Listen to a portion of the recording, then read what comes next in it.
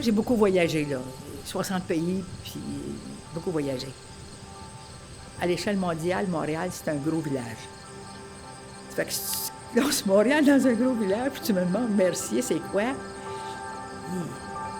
C'est une petite bourgade, là. Je me retiens pour pas en dire moins. Pour moi, même une ville Mercier, c'est une petite ville, là. Bon, pour quelqu'un qui ne veut pas s'en aller dans une grande ville, puis qui dit, moi, je suis correct, là. Je peux acheter une maison qui est pas en milieu agricole, mais pas loin. Puis avant, il y avait beaucoup de vendeurs de fruits et légumes sur la 138. Fait que, moi, je dirais qu'on est un petit village en paix, en milieu agricole. Comme tu dis, pour avoir visité 60 pays, puis d'avoir passé un mois, 2 mois, sans parler québécois, sans vivre rien au Québec. Mais à chaque fois, tellement j'étais ailleurs, je me disais toujours, mais ma racine est là. Comme m'avait dit Boucard Diouf, où est ton placenta? C'est là que tu veux revenir tout le temps.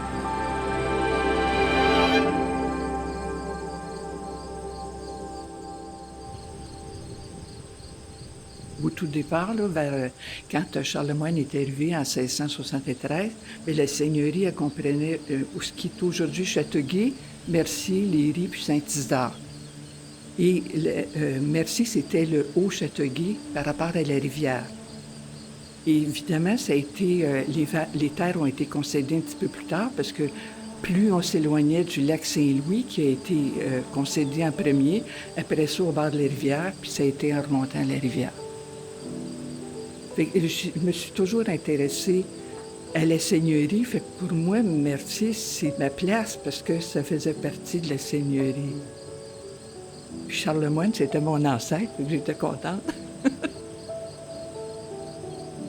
Je suis toujours née à Montréal, mais en réalité, j'ai toujours vécu à Sainte-Philomène. Dans le temps, c'était Sainte-Philomène. Jusqu'à ce que Sainte-Philomène devienne Ville-Mercier dans les années 60, de mémoire, là. Moi, quand j'étais jeune, là, on allait au mois de Marie. Je donne un exemple, là, on allait à l'église. Moi, j'habitais, mettons, à peut-être un demi-kilomètre de l'église. On allait au mois de Marie, puis en revenant, on marchait dans le milieu de la rue, qui est aujourd'hui la 138. Des fois, il y avait une auto qui passait. Bon, on se tasse un peu. Il fallait une auto, mais c'est pour vous donner la marque, mettons que j'ai 81 ans. Donc, dans ce temps-là, quand, mettons que j'avais 15 ans, ça fait que faites le calcul, là, comment ça a changé dans 70 ans, là.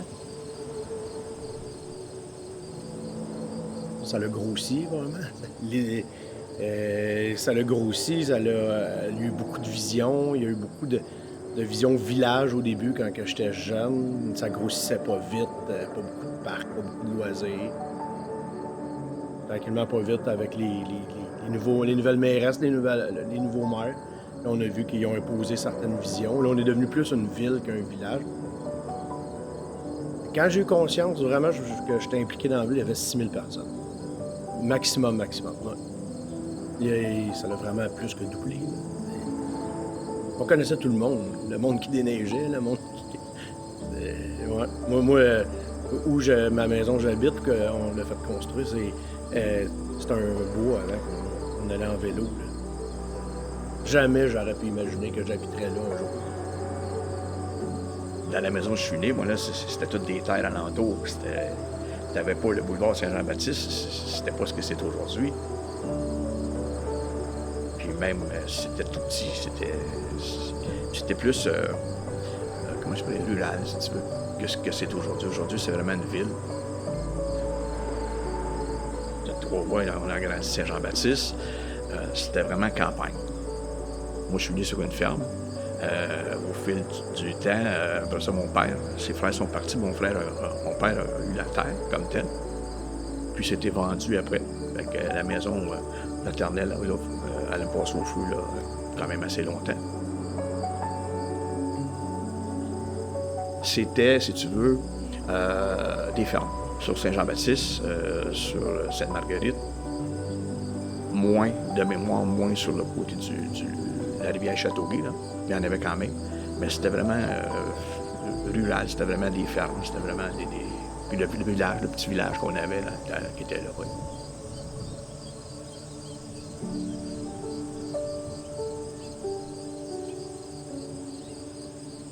Pour moi, c'est une super de belle richesse de pouvoir faire partie du Jardin du Québec. On a beaucoup d'entreprises qui sont des dérivés, justement, de l'agriculture. On a une bleuetière à Mercier, c'est particulier. On a une cidrerie, c'est particulier. On a le ruban bleu, qui est une richesse incroyable pour notre territoire avec les fromages de chèvre, etc. C'est un peu cette diversification-là de tous les produits qui viennent de la terre ou qui sont des dérivés qui viennent de la terre. On a beaucoup de maraîchers.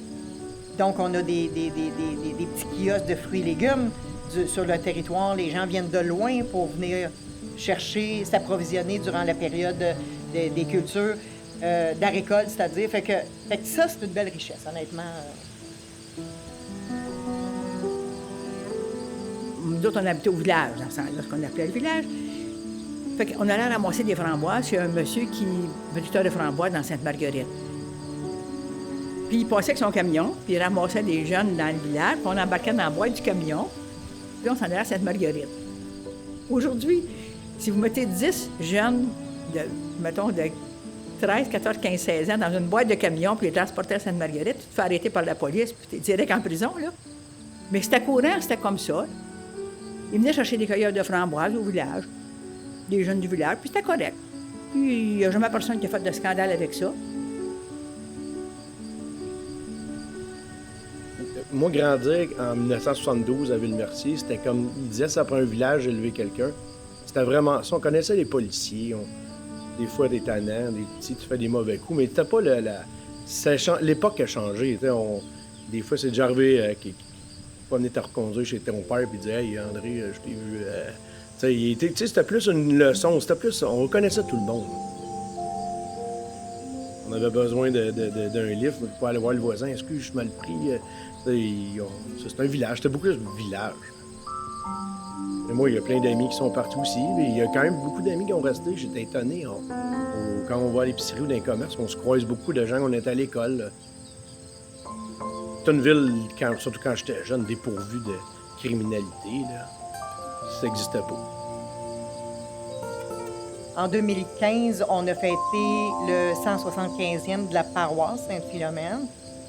En 1964, c'est devenu la ville de Mercier. Donc, on a aussi souligné ça en 2015, les deux éléments en même temps. Cette ville-là a une âme, selon moi. Là. Quand on a besoin de quelque chose, on lève la main, puis les citoyens, on fait une demande, puis les citoyens lèvent la main. C'est vraiment ça qui démarque, à mon avis, puis de son voisin immédiat dans notre ville, mais on est toujours prêt à aider aussi les villes voisines. Merci, moi je te dirais que c'est une ville qui, autant dans le temps qu'aujourd'hui, c'est le fun de vivre là. Les gens sont proches, t'as de l'amitié, t'as pas de tu sais, moi je regarde ce que je laisse aujourd'hui, là. Les nouveaux arrivants, tout le monde s'entend bien. T'as une belle chimie, je trouve. Ça a tout le temps été. De Mercier, je trouve que c'est ça qui est le fun. Moi, c'est le côté chum, ami, des nouvelles personnes, tu vas te parler. Tu vois ça dans d'autres villes, des fois, il arrive quelqu'un de nouveau. Tu sais, c'est un nouveau dans la place. Moi, je trouve pas que je suis ensemble Mercier. Au tout début, on m'avait dit que les gens de la place n'étaient pas très ouverts envers les gens qui venaient de l'extérieur. Puis moi, j'ai pas vécu ça. Quand je me suis intéressée tout de suite à l'histoire, j'ai trouvé que les gens étaient dynamiques, ils étaient accueillants. On cherchait un endroit tranquille. Mon mairie, il y avait pas mal de circulation dans le coin où on habitait, chez Châteauguay. Moi, j'adorais la maison. J'avais élevé les enfants là, mais lui, il voulait avoir un endroit plus calme. On a été habités sur la rue Beauchemin, qui à l'époque, on était une des dernières maisons. On ne pensait pas qu'il y en aurait plus tant que ça après. Avec la venue de l'autoroute 30, Je vous dirais qu'à 5 heures du matin, on entend le bruit, mais après ça, et je ne sais pas si c'est une question d'humidité dans l'air, mais on dirait qu'après, aussitôt la matinée passée, on n'entend plus rien. Ouais. Au fil des années, bien, ça a changé. La ville a grossi. Je pense qu'aujourd'hui, on est approximativement 14 000, 15 000 personnes, approximatif, ça, je me trompe un peu. Puis dans ce temps-là, on était peut-être 8 000. Fait que, tu sais, ça a grossi énormément. Puis c'est normal aussi. Je regarde aujourd'hui, on est 15 000, 14 000, puis c'est des gens qu'on se connaît. Moins aujourd'hui, parce qu'on est 15 000, mais tout le monde se connaissait à ce moment-là. Puis aujourd'hui, bien, encore. La vieille garde que j'appelle, là, quand on se rencontre, on se connaît, des bons jours. Même des jeunes, parce que je suis impliqué quand même beaucoup dans la communauté. Fait que c'est M. Dubouchel, mais des fois, c'est plus Jean-Pierre. Okay. C'est un petit peu ça là, que je voulais changer avec les années. On a changé, je ne me souviens pas à quelle année ça a changé pour Ville Mercier. Puis aussi la fameuse église qui a brûlé.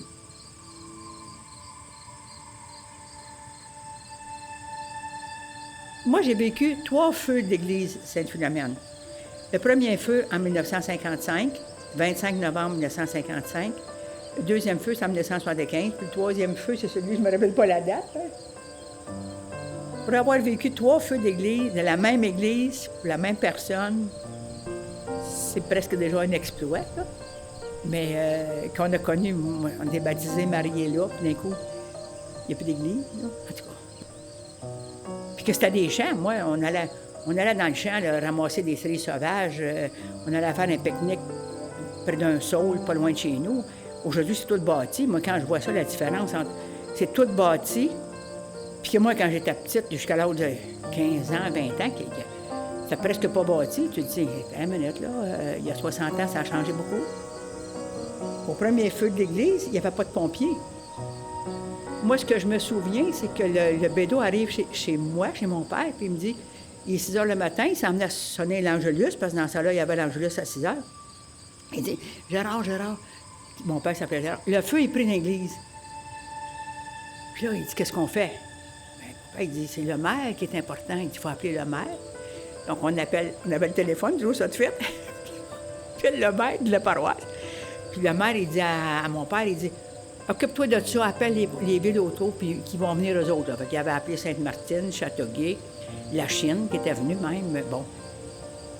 Il l'avait éteint. Le premier feu de l'église, il n'y avait pas tant de dommages que ça. Là. Le clocher n'était pas tombé, puis c'est le dedans qui était boucané, mais ça avait bien été. Bien été, si on peut dire. Moins de dommages que les 2 autres feux, là. Fait qu'après ça, c'est là qu'ils ont fondé vraiment un service d'incendie pour la ville de Sainte-Philomène. Puis que là, mon père était le premier chef de pompiers, vu qu'il s'en était déjà occupé avant. Fait qu'il y avait un camion de pompiers, puis ils ramassaient des équipements, des anciens vêtements des pompiers de la Ville de Montréal qui n'étaient plus adéquats pour la Ville de Montréal, ou les boyaux qui n'étaient plus adéquats pour la Ville de Montréal. Mais la petite paroisse Sainte-Philomène n'avait pas d'argent pour s'acheter du neuf. Fait qu'ils achetaient de seconde main de la Ville de Montréal, mais ça faisait l'affaire pour les petits feux qu'on avait là, dans la paroisse Sainte-Philomène.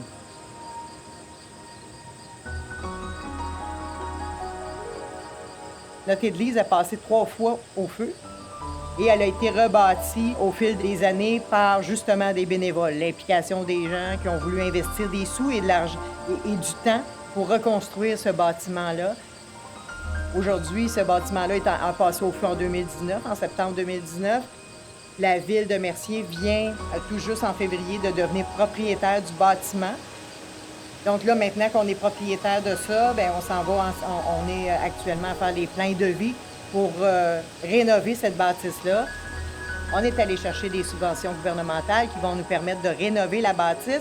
C'est un bâtiment qui va rester au service des citoyens. Donc, la guignolée de Mercier va revenir dans l'église parce qu'elle était là quand la bâtisse a passé au feu. Et on va avoir une salle communautaire qui va aussi pouvoir servir de salle de spectacle pour 150 spectateurs plus la scène. Et ce qui est particulier de l'église de Mercier, c'est qu'il y a 49 corps qui sont en dessous du bâtiment. On n'a pas le choix de garder ce bâtiment-là. C'est le cœur, c'est le noyau villageois. Et on veut partir de ce noyau-là pour pouvoir construire, si on veut, notre noyau villageois avec ce bâtiment-là comme le cœur de notre territoire.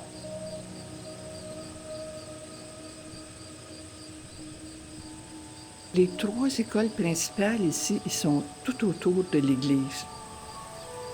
Évidemment, les élèves doivent voyager avec l'autobus scolaire, mais j'imagine que plus on est près d'une école, mieux ça vaut. Il y a le parc Loisel qui est juste ici, là, à côté de la bibliothèque et de l'aréna. Ça, il est vraiment superbe. Le parc Loisel à Mercier, là, tu passes là, il y a des garderies qui sont prêts. Il y a des jeux d'eau. L'été, là, tu passes là, c'est plein d'enfants. Puis c'est sécuritaire. Les gens sont là. Ça, là, le parc Loisel, c'est un des plus beaux parcs. Il y a des arbres, il y a des tables de pique-nique, t'as les jeux d'eau qui sont là, t'as le terrain de baseball qui est à côté. Dans le temps, il y a même déjà eu un mini-pot qui était là, qui était enlevé au fil du temps. Mais ça, Mercier, les parcs, là, autant dans le parc Mercier qu'on appelle, nous, là aussi, des activités, c'est des super beaux parcs à Mercier. Puis ils sont bien entretenus en plus. Il y a des petites lacunes, des fois peut-être, là. Mais en 90 %, ils sont super bien entretenus, les parcs à Mercier. Les employés travaillent super bien là-dessus. Tu peux faire des pique-niques. On voit plein de monde faire des pique-niques la fin de semaine. Je trouve ça super beau. Terrain de volleyball, terrain de baseball, et il y a des trucs pour faire de l'exercice. Il y a des balançoires. Je trouve ça très, très beau, la manière qu'ils ont aménagé ça. Dans ce même parc-là, ils ont mis des patinoires l'hiver. C'est le fun aussi. Je vois la gang de mon garçon aller jouer, c'est le fun.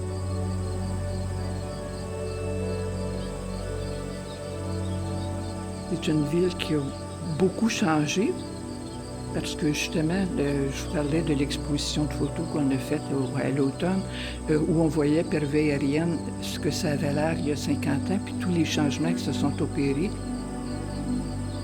Je sais qu'à l'origine, c'était une ville qui était plutôt agricole, mais aujourd'hui, il y a beaucoup de commerces, il y a des industries. C'est vraiment, on a tout ce qu'il nous faut, là, merci. On n'a même pas besoin d'aller très loin pour avoir ce qu'il nous faut. On a des restaurants familiales. On a Casse-Croûte Mercier qui est là depuis avant. C'était M. Gilles Giroux qui était là. Et je me rappelle, j'étais petit, puis ma grand-mère, elle habitait tout près. Parce que mes 2 grands-parents habitaient à Mercier, paternelle, maternelle. Et c'est encore la même Casse-Croûte. On a Grégoire, évidemment, qui est très populaire, qui passe dans les médias sociaux aussi. Mais on n'a pas on n'a pas le restaurant, mettons, avec une petite terrasse. Mais il n'y a pas rien, il n'y a pas d'attrait touristique, on n'a pas des pistes cyclables non plus qui que tu dis, OK, je m'en vais, on vient, on va aller faire une activité. Il faut que tu te déplaces. Ça n'a pas été bâti pour ça. Moi, ce que je trouve que ce qui est méconnu de la ville de Mercier, puis qui n'est pas utilisé du tout, puis à la commission de tourisme, on a essayé, puis ça n'a pas marché, c'est vraiment avoir un accès à la rivière. Pourquoi la ville de Mercier n'a pas vraiment de terrain aménagé avec un accès à la rivière? Je ne sais pas qu'est-ce que la ville pourrait faire là, sur le bord de la rivière Châteauguay, là, mais il me semble qu'il pourrait avoir un peu d'imagination pour trouver un accès quelconque à la rivière, là, pour dire, parce que je suis certaine que vous demanderiez à plusieurs résidents de Mercier, est-ce qu'on est contigu à la rivière Châteauguay? Moi, il y en a plusieurs qui diraient non, que la rivière Châteauguay, je ne sais pas, c'est Châteauguay, je sais pas. Je pense qu'il y a des résidents de Mercier qui ne savent même pas qu'on est voisins de la rivière Châteauguay, parce que la ville n'a pas d'accès direct à la rivière. Je déplore ça. On dit que c'est des villes sœurs, mais on ressent tout le temps comme une espèce d'antagonisme, pas tellement de la part de Châteauguay vers Mercier, mais de la part de Mercier vers Châteauguay. Parce qu'ils l'ont vécu dans l'histoire, là. En 1800 puis 1840, c'était des chicanes perpétuelles parce que l'église Saint-Joachim, il aurait voulu qu'elle déménage pour être centralisée. Puis les gens du Bois-Châteauguay ne voulaient pas qu'elle déménage, c'était bien trop commode qu'elle soit là. Et on a l'impression que ça a créé quelque chose qui fait que même encore, peut-être pas aujourd'hui moins, mais de l'époque, il y a peut-être 30-40 ans encore, là, on voit qu'il y a un petit quelque chose entre Mercier et Châteauguay.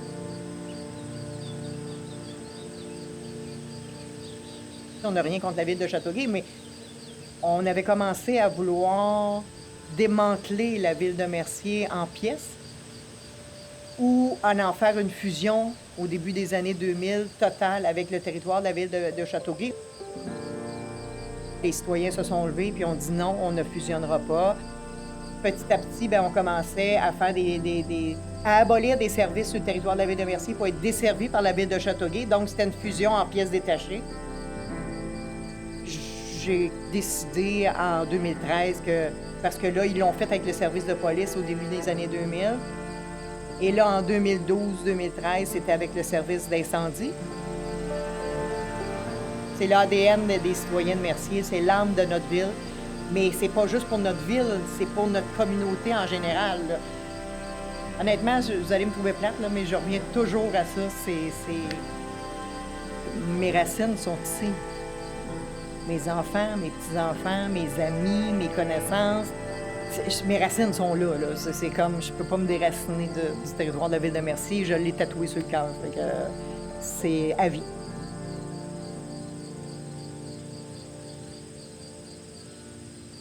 Je peux pas aller à l'épicerie là, à Mercier sans croiser 1, 2, 3, 4, 5 personnes que je connais. Ah oui, Ginette, t'attends, qu'est-ce qui arrive, qu'est-ce qui se passe? Quand est-ce qu'on fait ci? On est invité pour aller ici, pour faire ça. Tu sais, je me dis, je suis vraiment comme chez nous, là. Pour moi, là, je suis vraiment comme chez nous. Puis là, j'ai donné mon nom pour m'emmener à un RPA à Mercier encore, parce que là, je regarde la liste des résidents actuels, il y en a au moins le tiers que je connais, qui vont connaître mon nom, puis moi, je sais ce que c'est. Moi, t'es un tel. Je me dis, je sais pas si je m'en irais ailleurs. Rendu à l'âge où je suis là, je connais un peu tout le monde, je vois les... C'est plus... Quand tu as besoin d'aide, vu qu'il y a beaucoup de gens qui sont nés là, qu'on se connaît, tout le temps capable de te débrouiller, d'avoir de l'aide. Des fois, juste te dépanner, t'es en panne ou il arrive de quoi, on aurait tout le temps un numéro de téléphone à appeler. Jamais être proche, jamais être au service de... vu que je me suis impliqué beaucoup, j'ai pas l'impression d'être anonyme. Mais oui, il y a des villes très belles, mais la mienne, je la trouve correcte, je la trouve belle, puis je la trouve pas anonyme pour moi. Je suis attachée à la ville. Plus, c'est curieux à dire, mais plus au niveau de... Ça fait partie de la seigneurie de Châteauguay. Puis pour moi, ça, c'est un élément très important. Puis j'habite pas tellement loin de la rivière et j'aime beaucoup la rivière. Je suis née sur le bord de la rivière. J'aime Mercier, puis je m'en irais pas de Mercier. Évidemment, si j'ai pas le choix, parce que je suis pas une jeunesse, si j'ai pas le choix de m'en aller dans une résidence pour personnes âgées, je sais pas quel sera mon choix, puis qu'est-ce qui va déterminer qu'est-ce que je vais choisir. Mais pour l'instant, j'aurais pas l'idée de déménager de Mercier, pas du tout. J'aime ça. Moi, je te relocale. Moi, là, regarde. Moi, je fais ma commande chez Jean Mercier. Gaz à Mercier. Si j'ai des choses à acheter au magasin du dollar, c'est à Mercier, je vais le faire. Si on veut que notre communauté grandisse, il faut qu'on soit là. Puis Mercier, j'ai tout le temps vécu là. Mes amis sont là. Je vois pas mon intérêt d'aller à Châteauguay ou d'aller ailleurs. J'ai pas d'intérêt. Je suis retraité aujourd'hui. J'aime faire un petit tour dans le sud une fois de temps en temps l'hiver, c'est régulièrement. Mais ça fait 40 ans que je côtoie. Je fais partie de ce cercle, je côtoie les mêmes boys. Tu sais, on se rencontre une fois par mois, on a des meetings. Je joue au golf avec ces gars-là. Ils ont des chalets, on se rencontre, tu sais. Puis ma gang est toute à merci. Fait que je vois pas, je sais pas qu'il y a des super belles choses ailleurs, mais je vais les voir et je les vis chez nous. T'sais. Moi, c'est. Donc, je ne vois pas nécessairement. Là, on a tout ce qu'on a, on a tout ce qu'on veut, merci. T'sais. Il s'agit de travailler les choses pour que ça demeure, puis peut-être améliorer, ça c'est sûr. Mais moi, je suis bien ancré, puis j'ai pas l'intention de déménager à Châteauguay ou quoi que ce soit, mais peu importe ailleurs.